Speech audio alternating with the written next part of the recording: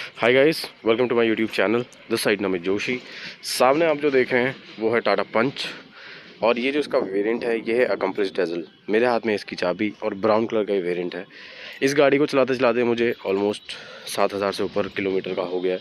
अब एक सही समय है इसका एक एक्चुअल ओनरशिप रिव्यू देने का। अगर आप टाटा पंच परचेज़ करने वाले हैं या उसको परचेज़ करने का प्लान बना रहे हैं तो ये वीडियो आपके बहुत काम आने वाली है, बिकॉज इसमें मैं देने वाला हूँ आपको कंप्लीट से कंप्लीट ओनरशिप रिव्यू। कवर करूँगा इंजन से लेकर हर छोटी बात जो कि एक पंच ओनर फील करता है, और इसकी पॉजिटिव भी और नेगेटिव भी। लाइन पे और चैनल पे दोनों पे बने रहिए, एंड फटाफट बाकी बातें गाड़ी के अंदर चल के करते हैं। उससे पहले चैनल का नाम है नमित जोशी। यहाँ पर मैं आपको शेयर करता हूँ कार के रिव्यूज़ और शेयर करता हूँ अपनी ट्रैवल स्टोरी। अगर आपने सब्सक्राइब नहीं किया है तो सब्सक्राइब ज़रूर कर लें।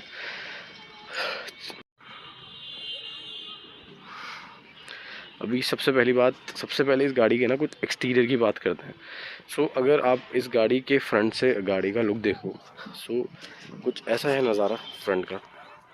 और फ्रंट से नो डाउट ये गाड़ी जो है बहुत ही ज़्यादा प्यारी और खूबसूरत लगती है, स्पेशली ये वेरिएंट। जो सबसे पहला पॉइंट होगा ओनरशिप रिव्यू का वो होगा इसका रोड प्रेजेंस और इसकी लुक। तो गाड़ी का जो रोड प्रेजेंस है वो बहुत बहुत अच्छा है। कुछ बड़े रीज़न ये भी हैं कि गाड़ी फ्रंट से बहुत ज़्यादा ही मस्कुलर है, ठीक है। और साइड प्रोफाइल अगर गाड़ी की देखें, जो एलॉयज़ अभी फ़िलहाल गाड़ी में लगे हुए हैं उस हिसाब से गाड़ी का जो साइड प्रोफाइल है वो बहुत ज़्यादा उभर के आता है। अब ये वाला जो वेरिएंट है ये अकम्प्लिस्ड डेजल है, सेकंड टॉप मॉडल का। तो इसमें ऑफ कोर्स एलॉयज़ हैं और भी चीज़ें हैं जिस वजह से गाड़ी का लुक निखर के आ रहा है, लेकिन उसके बावजूद भी गाड़ी में बहुत सारी एसेसरीज लगी हुई हैं, जैसे कि रूफ रेल आप देख सकते हैं, ये फॉग लैम्प, क्रोम गार्निश, आगे की स्किड प्लेट लगी हुई है, और गाड़ी में पीछे से भी मैंने कुछ काम करवा रखा है, आपको दिखाता हूँ। ये देखो पीछे से ये लगा हुआ है, इसमें एक स्पॉइलर ये लगा हुआ है, इसका टेल गेट, और नीचे लगी हुई है ये स्किड प्लेट ये वाली,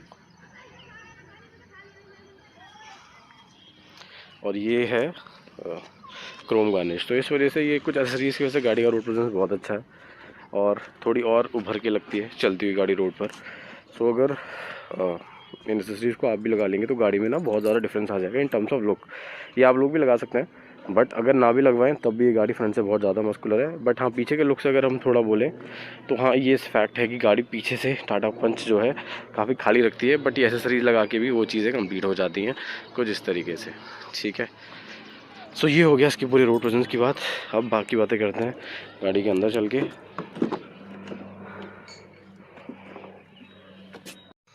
वो जो पॉइंट था वो था रोड प्रेजेंस को लेके और गाड़ी के एक्सटीरियर को लुक को लेके। अब आते हैं सेकंड मोस्ट इंपॉर्टेंट जो पॉइंट्स हैं, मैं बस वो आपको सब बताऊंगा इसके इंपॉर्टेंट पॉइंट को लेके, जो है इसका इंजन।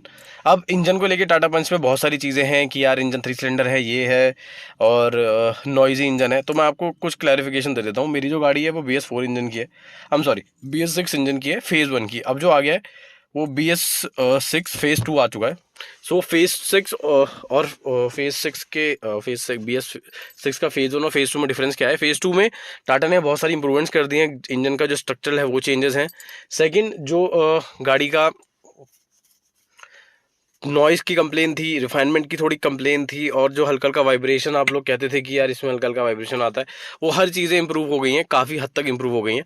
अब जो टाटा पंच मार्केट में आ रही हैं वो काफ़ी ज़्यादा इंप्रूव्ड और अच्छी इंजन के साथ आ रही हैं, बट इंजन स्पेसिफिकेशन नहीं बदली, यानी कि गाड़ी में अब भी 3 सिलेंडर का इंजन ही आएगा 1200 सीसी के कंपैरेटिवली। अब इस गाड़ी के इंजन को लेके बहुत शिकायतें हैं, मैं आपको सिर्फ 3-4 बातें बताऊंगा और आप अपने आप समझ जाना।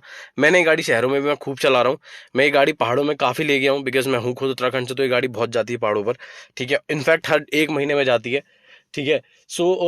गाड़ी ने मुझे कहीं भी निराश नहीं करा। अब आप मेरे से बोलोगे कि यार वो 3 सिलेंडर वाली बात है, तो वो है, हम उस रियलिटी को नहीं बदल सकते जिस रियलिटी पे आप कार को खरीद रहे हो। आप अगर ये बोल रहे हो कि यार मुझे 3 सिलेंडर से प्रॉब्लम है तो मुझे 4 सिलेंडर चाहिए, तो ये गाड़ी आप प्लीज़ मत लो। अगर आपको 3 सिलेंडर से कोई परेशानी नहीं है, आप एक शहरी आदमी हैं जो शहर में गाड़ी चलाते हैं और कभी कभी पहाड़ों में घूमने का प्लान बना रहे हैं अपनी गाड़ी से, तो ये गाड़ी आपके लिए परफेक्ट है इस प्राइस पॉइंट पे, स्पेसिफिकली इस प्राइस पॉइंट पे, ठीक है। सो यही मेरा ओवरऑल कहना है, इंजन में ऐसी कोई कमी नहीं है और अब वो और भी इंप्रूव हो गया है। जो 3 सिलेंडर में जो इंस्टेंट पंच जो आप ढूंढते हो ना कि पंजा दबाते ही गाड़ी दौड़ जाए जैसे 4 सिलेंडर वाली इंजन भागती है, तो भाई वो चीज़ इसमें नहीं है और इस प्राइस पे वो नहीं मिलता। 6 लाख में आपको कोई भी नहीं दे, 6 लाख की मिनिमल प्राइस में आपको 4 सिलेंडर इंजन कहीं नहीं मिलना। गाड़ी अच्छी खासी इंजन के साथ आती है जो शहर में, और अच्छे खासी ऑफ रोडिंग एक्सपीरियंस आपको इस इंजन से मिलेगा। कहीं नहीं फंसती है कार, ऊंचा ग्राउंड क्लियरेंस है, सब कुछ परफेक्ट है। बट वो जो छोटा सा पंच आप ढूंढ रहे हो कि पंजा दबाती एकदम ये बस एकदम रफ्तार पकड़ ले, वो भैया आपको इसमें नहीं मिलेगा इतनी जल्दी, और वो आपको खुद ही थोड़ा सा एडजस्ट करना पड़ेगा। बाकी गाड़ी एक नंबर है, शहर पहाड़ों में बराबर दौड़ती है, कोई कमी नहीं है।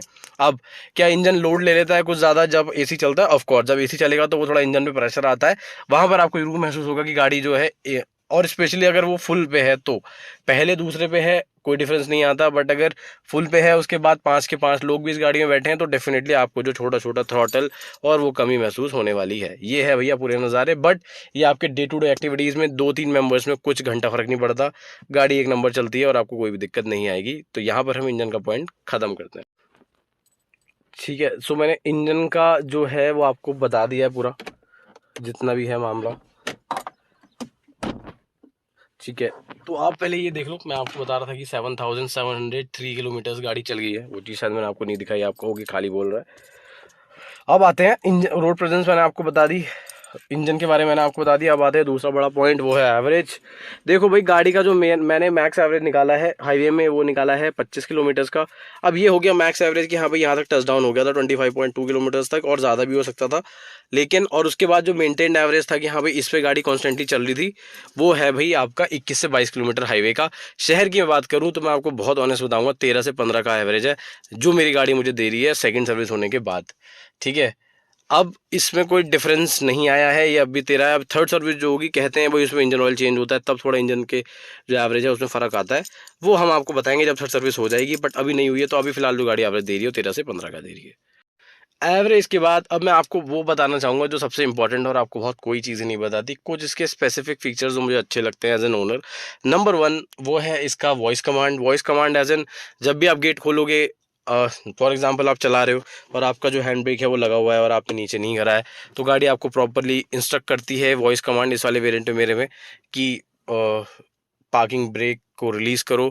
अगर कोई गेट खुला रह गया, मान लो पीछे बच्चे खेल रहे हैं, बच्चों ने गलती से उसका लॉक खोल के जो गेट बंद कर, गेट खुल गया है और आपने एमआईडी पे वो चीज़ नहीं देखी, तो गाड़ी आपको तुरंत अलर्ट कर देगी। बहुत अच्छी खासी वॉइस कमांड आती है कि प्लीज़ क्लोज द डोर। ठीक है, सो ये कुछ चीज़ें हैं जो आपको बहुत ज़्यादा अच्छी लगेंगी इस वाले वेरिएंट में। और ये एक फीचर मुझे काफ़ी इस गाड़ी का पसंद है। दूसरी, ये गाड़ी बहुत अच्छा राइड डायनेमिक ऑफर करती है। आप इसे बैठोगे तो वो जो कहते हैं ना कि यार प्रॉपर एसयूवी वाला हिसाब किताब है, वो है। आप लोगों को अच्छा खासा मज़ा आने वाला है इसको चलाने में। और मुझे आज तक 8-9 महीने हो गए, अब भी गाड़ी को उसी एक्साइटमेंट से चलाता हूँ, इतना मज़ा आता है इसे चलाने में।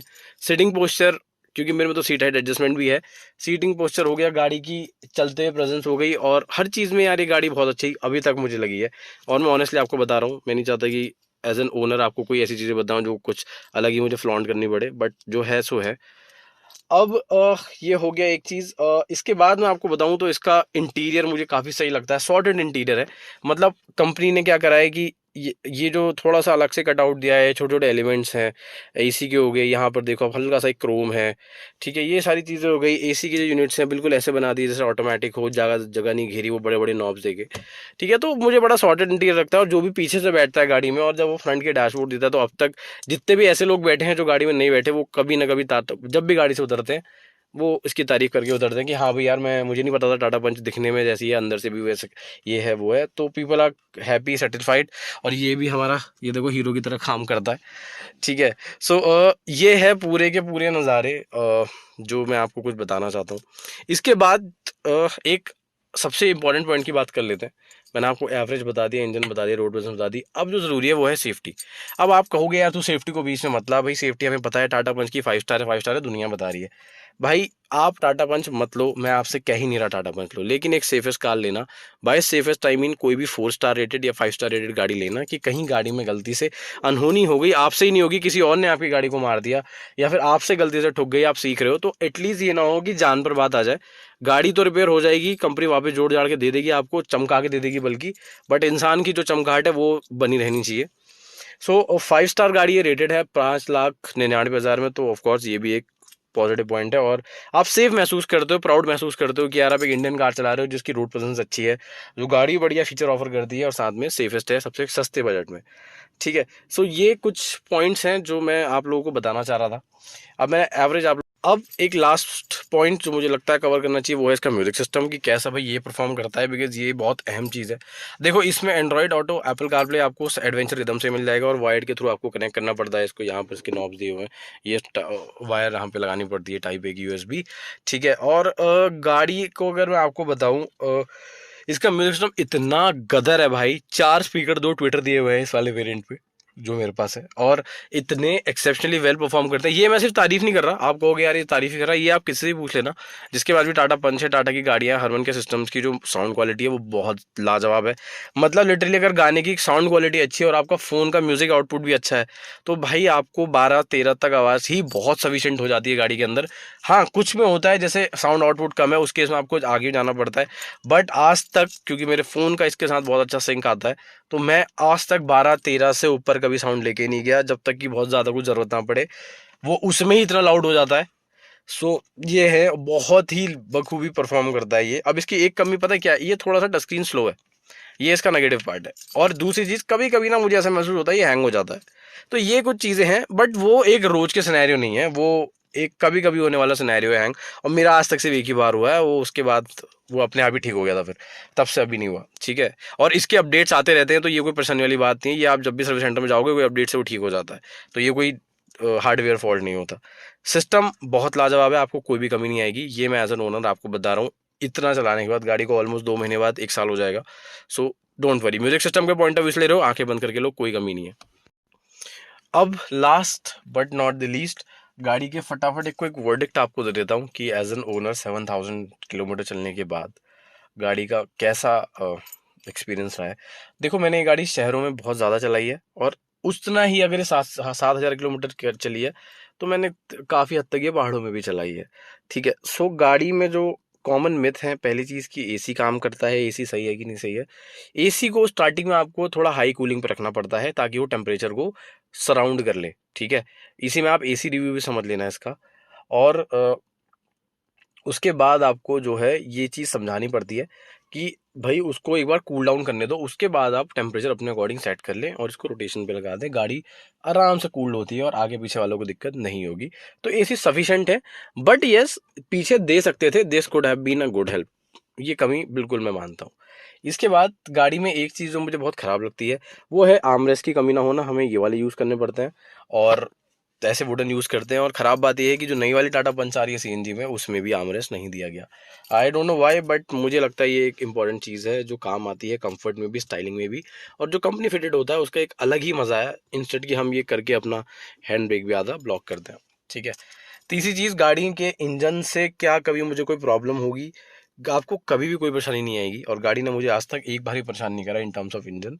देखो जो पावर है वो नहीं बदलेगी, वो आपको पहले भी पता है और आप यही सोच के गाड़ी भी ले रहे हो कि हाँ भाई ये चीज़ है मेरी गाड़ी में और मुझे इसके हिसाब से ही गाड़ी को चलाना है, तो वो माइंडसेट रहता है। बट मेरा 4 परिवारों का, हम 4 मेंबर हैं फैमिली में, हम खूब गए हैं और मैंने अच्छे नैनीताल से लेकर भीमताल तक, 7 ताल तक, जितनी भी जगह है, ऊपर से चढ़ाई, नीचे डाउन अप, दोनों साइड इसको जो है मैं ले गया हूँ, मुझे कभी भी गाड़ी ने परेशान नहीं करा।